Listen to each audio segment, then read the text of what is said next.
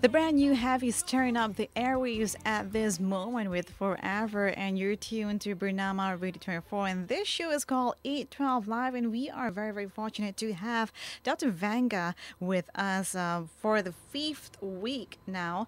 This is the lounge special with time management guru Dr. Vanga. Hi, how are you? Hey, I'm great. How are you? I'm fine. Thank you so much. It's great to have you with us. And today's topic is called spending time with your children. Probably in this matter, we could, put it in a holistic way, spending time with your family. Now, really, realistically, to be realistic and knowing that it's a theoretical question, we have different interpretations of quality time. Yes. But in your opinion, how can you define quality time, especially with your family? Okay. How can we start? Okay. First of all, all of us, you hear this constantly being said, am I spending quality time? How can you define quality time? It is a question that I get all the time in all my whole life. Talk to people, working people as well as ordinary people, they have this question. Now, for me, it's like this, okay?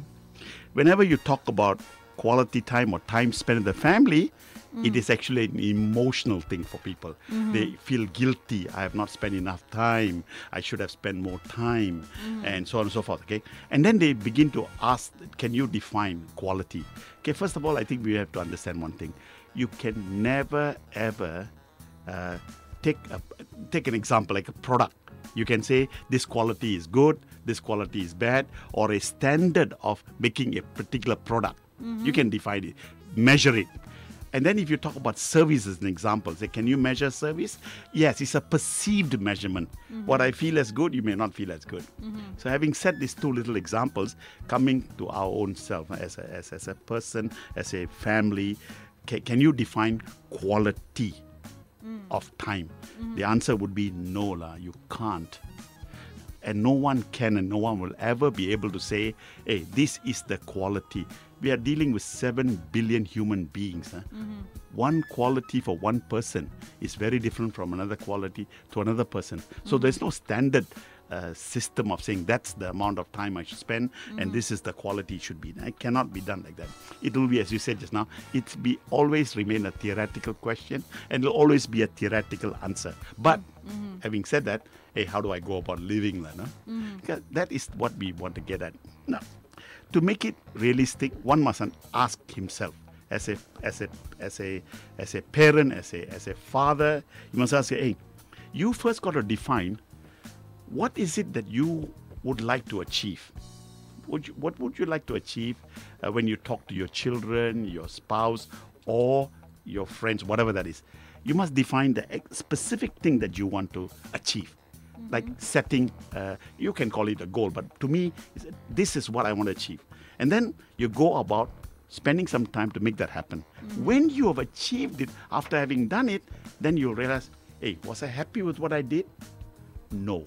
Then the quality is not so good. Yes, I was happy with what I did. Then the quality becomes better. So what then? How do I take this and say, okay, how do I spend this? How do I define what do I want to achieve? It starts off like, okay. And I think, this happens. The reason why we are constantly searching for the definition is because most of us spend almost our entire life with our family members, and especially in the Asian community, we live with our parents up to a point where we move out, so That's right. we see each other every day. To a point that we don't really see a motive to have a proper conversation which is very solid, because we feel that, okay, I can always bring forward this issue tomorrow. My dad will always be at home tomorrow, or probably my daughter will come home the next day, and I can always find time. But delaying it can actually spur into something else. Yes, absolutely. See, going back to what you said just now, and then just to bring back the Americans, in America, you can get statistics on anything. Like, how many men has mustache and how many men shave. And they have all kind of statistics. And one of the things the Americans have been doing for quite a long time is to find out this so-called social scientists, they call it, looking at people, how they spend time and all that. They came with this conclusion, and they said that parents are spending a lot of time interacting with their kids now than they did in 1965, and this was published. And then the best part of it is New York Times in May 2010, they found this in a research they did, and they published it. They said they never found a group of parents who believed that they were spending enough time with their family. Now, therefore, you have two sets of data that says that one says that they can never find the right answer. The other one says, I don't spend enough time. So you see, this question of, am I spending enough time? Is that a universal number? No, individual. And as you said just now, sometimes we want to say something or do something, and because it's the one that you love and near to you and dear to you, you say, I'll do it afterward. And that afterward can get postponed and postponed and postponed. And eventually, it sits inside you. You don't want to bring it out. It causes problem. So quality of time is defined by what you want. So you actually have to capture the essence of the conversation. Yes. And make sure that you have a motive, though. Every time you communicate something, it needs to have a motive, because or else it will just be mere conversations that will not get anywhere. Absolutely. And you will never know who is your actual family members. Like, you know their names and everything, but not really their personality. Absolutely.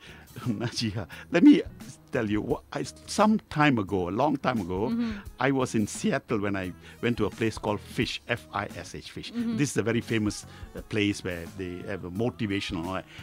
I bought a book called Fish, F-I-S-H, Fish. And in that book, I saw this word, be present.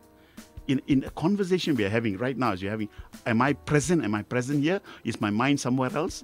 If my mind is somewhere else, then we are not interacting. So it's very important in family, especially in family, you must be there, there. Not physically, but both mentally and otherwise. When you are there, then when you talk to one another, your presence is not only taken in from the physical aspect of the word that you speak, but also the emotional part about us. Then we are communicating. The problem is that most people have many things in their mind, and they are just answering yes or no or saying a few things. And that's also another way in which this quality time is never, ever taken. So one of the keys to having quality time with your family is actually to be present mentally, and also emotionally. Yes, that's so you need right. to be emotionally Absolutely. attached. Yeah, So it exactly. doesn't matter whether it's like half an hour or probably 3 hours. Yes, it doesn't As matter. long as you are there There. and you can actually connect. Interact, exactly, connect. See, one of the things, Najia, it's like this, we are growing, we are developing, our mind is developing. Nowadays, there are research to show that not only we communicate by words, but also mentally. That is very important for us, because then we communicate in such a way that we begin to understand one another much, much better.